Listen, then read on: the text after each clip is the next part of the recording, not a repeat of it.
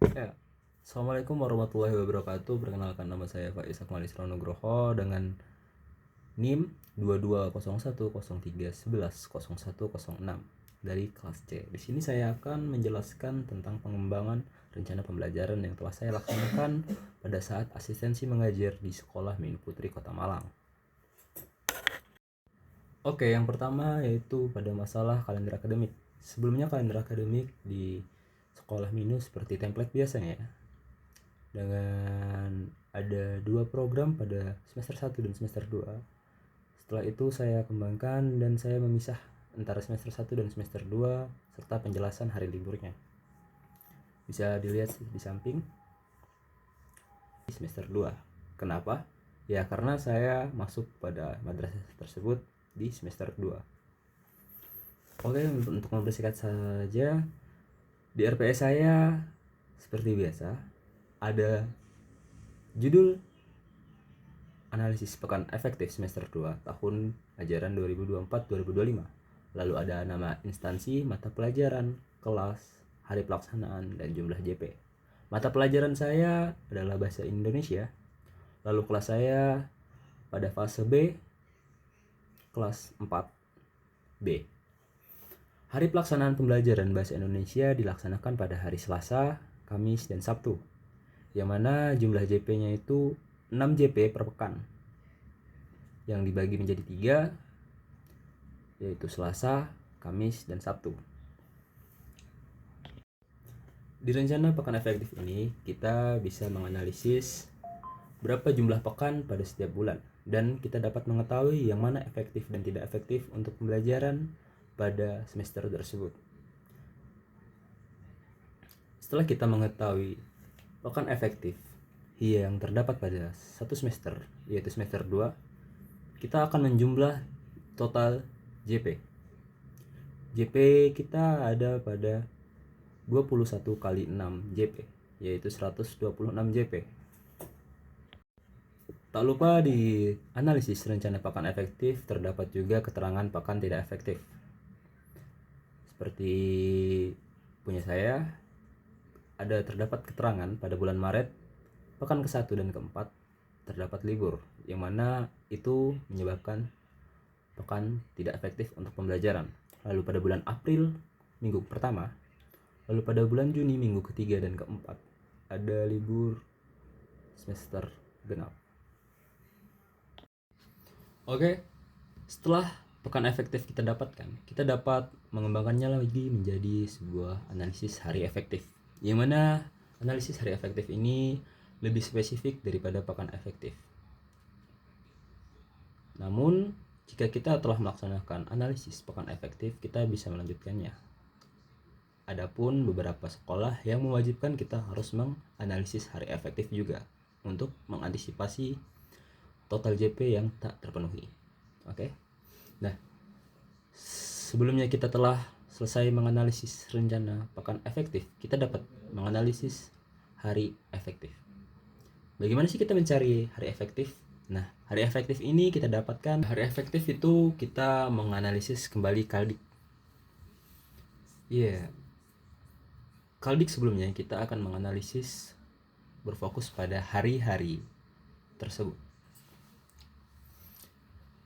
Nah, saya mendapati bahwasanya hari efektif untuk hari Selasa terdapat 19 dan hari efektif untuk hari Kamis terdapat 18 dan hari efektif untuk hari Sabtu terdapat 19 hari.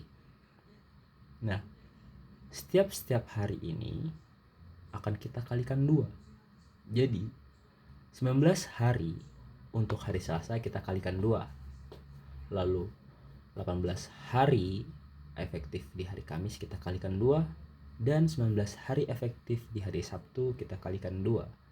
Dan ketiga total tersebut kita jumlahkan, yang mana saya mendapati bahwa total jam pertemuannya yaitu 112 JP. Ya, setelah kita mendapatkan RPE tadi, di sini saya mengembangkan program tahunan. Program tahunan itu kita memulainya dari analisis capaian pembelajaran.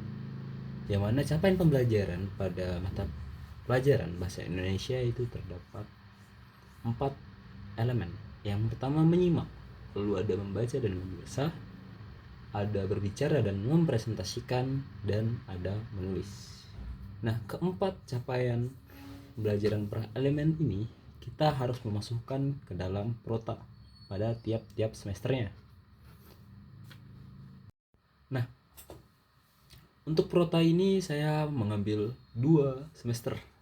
Kenapa bisa yang RPE-nya semester 2 dan untuk protanya 2 semester? Ya karena ini ada permintaan dari guru pamong saya. Nah, untuk prota semester 1-nya saya menyesuaikan yang ada di buku pembelajaran. Sementara untuk semester 2 saya mengembangkan kembali beberapa alur tujuan pembelajaran yang harusnya dimasukkan dalam prota. Nah, di sini semester 2 itu terlaksana pada kode ATP 4.5.16. Iya. 4 itu kelas 4 dan 5 itu untuk bab 5 dan 16 itu untuk ATP yang ke-16. Dan di sini untuk semester 2-nya saya memenuhi target pas 126. Untuk acuan dari program tahunan yang saya kembangkan, ini saya berfokus pada analisis analisis pekan efektif, bukan pada analisis hari efektif. Ya, setelah kita mendapatkan prota, kita akan memasuki pada bagian selanjutnya, yaitu program semester. Program semester di sini saya diwajibkan untuk mengembangkan di semester 2. Nah, seperti sebelumnya saya sebutkan bahwasanya untuk semester 2 ini saya mengembangkan ATP yang telah ada di buku cetak dan beberapa ATP yang perlu dimasukkan dalam rencana pembelajaran. Karena saya lihat untuk dalam buku cetak tersebut ada beberapa capaian pembelajaran yang tidak dimasukkan. Di sini saya memasukkan elemen untuk menyimak, lalu ada untuk mempresentasikan juga. Nah, untuk program semester ini kita harus mencentang pada setiap pekan yang ada di tabel bulan untuk memastikan bahwasanya apa yang telah kita hitung itu sesuai dengan hasil RPE di awal. Karena dari semua rencana pembelajaran, perangkat rencana pembelajaran itu harus sinkron. Lalu ada perangkat alur tujuan pembelajaran. Nah, di sini kita akan berfokus pada capaian umum dan cara kita membagi capaian umum tersebut dalam beberapa capaian elemen. Nah, karena saya di kelas 4, saya fase B, jadi saya mengembangkan pada capaian pembelajaran elemen menyimak, membaca, memirsa, dan berbicara, mempresentasikan, serta menulis.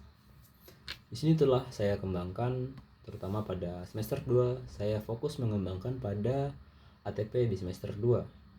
Ada beberapa ATP yang sebelumnya tidak ada di buku cetak pada Madrasah Ibtidaiyah Minu Putri.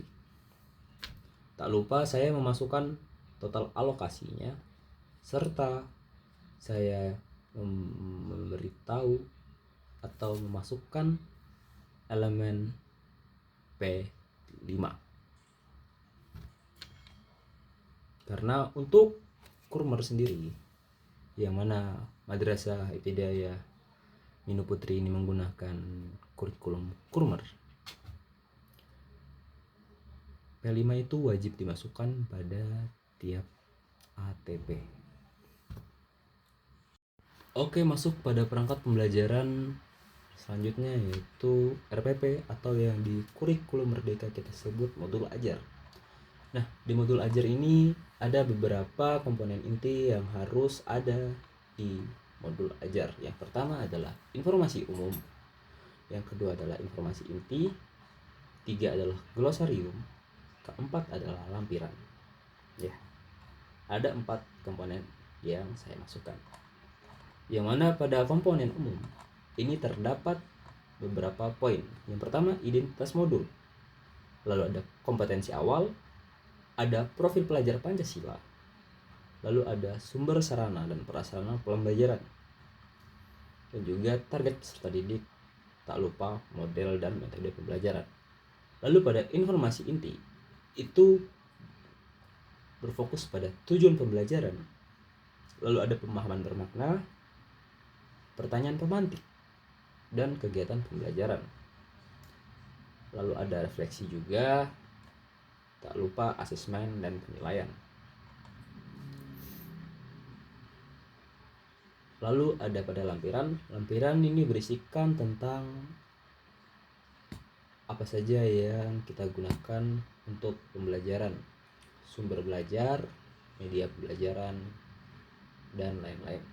Lalu di glosarium ini berisikan tentang kata-kata yang sulit dipahami, dan juga terdapat daftar pustaka dan rujukan. Oke, sekian presentasi saya mengenai pengembangan pembelajaran. Oke, sekian penjelasan saya tentang pengembangan rencana pembelajaran pada sekolah Minu Putri. Terima kasih. Assalamualaikum warahmatullahi wabarakatuh.